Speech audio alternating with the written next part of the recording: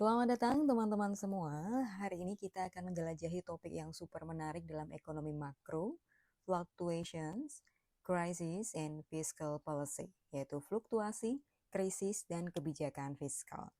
Di balik istilah yang terdengar serius ini, ada banyak hal yang sangat dekat dengan kehidupan kita sehari-hari, seperti mengapa harga tiba-tiba naik atau kenapa suatu negara bisa tiba-tiba krisis. Kita akan belajar bagaimana pemerintah merespons kondisi-kondisi seperti ini dan bagaimana kita bisa menganalisisnya secara kritis. Yuk kita mulai. Kita mulai dengan memahami dulu apa itu fluktuasi ekonomi.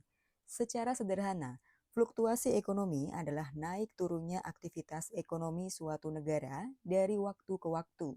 Jadi, ketika ekonomi tumbuh dengan cepat lalu tiba-tiba melambat, itu namanya fluktuasi.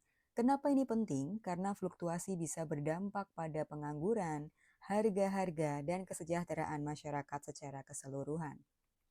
Fluktuasi tidak terjadi begitu saja. Ada banyak faktor penyebabnya. Bisa karena perubahan permintaan agregat, seperti masyarakat tiba-tiba menurunkan konsumsi. Bisa juga karena sisi penawaran, seperti kenaikan harga minyak dunia yang bikin biaya produksi naik, atau bisa juga karena kejadian tak terduga, misalnya pandemi atau konflik geopolitik. Di Olimpiade kalian akan ditantang untuk menganalisis penyebab-penyebab ini secara krisis. Kalau fluktuasi yang terjadi sangat tajam dan membawa dampak besar, maka kita menyebutnya krisis ekonomi. Contohnya adalah krisis 1998 atau 2008. Krisis bisa memicu pengangguran massal, penurunan daya beli, bahkan kehancuran sektor perbankan. Nah, penting bagi kita untuk tidak hanya mengenali gejala krisis, tapi juga memahami cara menanganinya. Krisis ekonomi punya efek domino yang luar biasa. Kita bisa melihat dampaknya di berbagai sektor, dari meningkatnya angka pengangguran, melemahnya nilai tukar rupiah, hingga meningkatnya kemiskinan. Dalam soal-soal Olimpiade, kadang kalian akan diminta menganalisis efek-efek ini dalam bentuk grafik atau data makro. Disinilah peran pemerintah muncul. Salah satu alat yang bisa digunakan adalah kebijakan fiskal, yaitu intervensi pemerintah lewat belanja dan pajak. Ada dua jenis kebijakan fiskal ekspansif, yaitu pemerintah menaikkan belanja atau menurunkan pajak untuk mendorong pertumbuhan. Yang kedua adalah kebijakan fiskal kontraktif, yaitu menurunkan belanja atau menaikkan pajak untuk mengendalikan inflasi. Di kompetisi, kalian akan sering diminta membandingkan efek dua jenis kebijakan ini ya. Kita ulangi lagi ya, tadi ada dua jenis, yaitu kebijakan fiskal ekspansif, yaitu menaikkan belanja atau menurunkan pajak. Kalau yang fiskal kontraktif itu menurunkan belanja atau menaikkan pajak. Saat krisis terjadi, kebijakan fiskal sering menjadi senjata utama pemerintah. Ya. Pemerintah akan mendorong perekonomian dengan cara menaikkan belanja.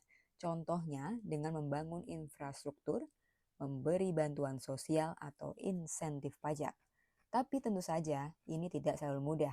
Ada tantangan yang harus diperhatikan seperti kemampuan anggaran negara dan utang publik. Nah, meskipun terdengar sederhana, penerapan kebijakan fiskal punya tantangan besar. Pertama, keterbatasan anggaran. Kedua, efektivitas kebijakan, yaitu apakah benar belanja pemerintah bisa menggerakkan ekonomi.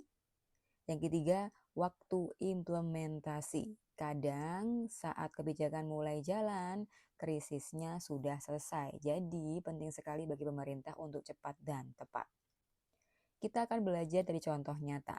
Misalnya, bagaimana Indonesia menghadapi krisis COVID-19 dengan program pemulihan ekonomi nasional, atau bagaimana Amerika Serikat menggelontorkan stimulus triliunan dolar saat krisis 2008. Dengan studi kasus ini, kita bisa belajar strategi apa yang berhasil dan apa yang bisa diperbaiki.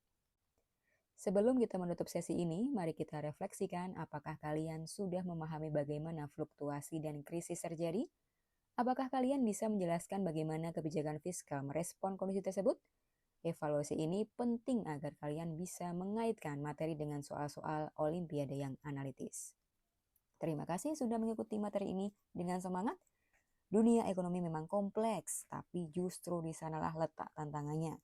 Semoga materi hari ini membuat kalian makin siap menghadapi soal-soal Olimpiade.